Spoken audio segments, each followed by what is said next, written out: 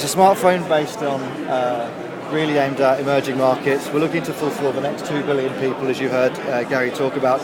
We have got lots of features here which you'll know. There's the email. It's a fully featured spec smartphone. It's on a browser, you'd imagine. You see that okay? You've got maps with Google. There's lots there. It's deeply integrated with lots of social networking, which are fun.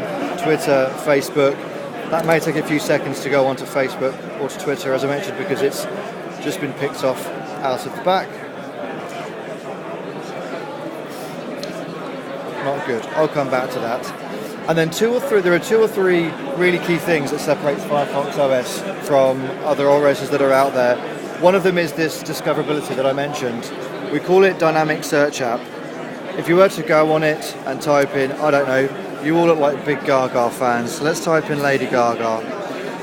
Rather than a usual search engine search where you get various hits, what we have with this quite innovative way of discovering things are lots of different portals where you'll actually be able to go into YouTube or to Facebook. You can find lyrics of her songs, SoundCloud, Grooveshark. Although that's not what you see here, these are the ones that tend to pop up as apps that you can then use once by clicking on them, or you can use once, download, listen to a song, or you can save it onto your handset. So that's because they're HTML5 apps, is that Correct. If you want to use them once, you get them once, it's like loading a web page. Exactly but right. If you want to use offline data, that kind of thing. You can save it as an app straight to your home page. Okay. So that's the first way, and then obviously discovering apps. The second way is through what we call our Firefox Marketplace, which is very similar to other app stores that are out there. What will happen when you click on that? You'll see lots of apps that we've already got, such as Twitter, we've talked about, Facebook.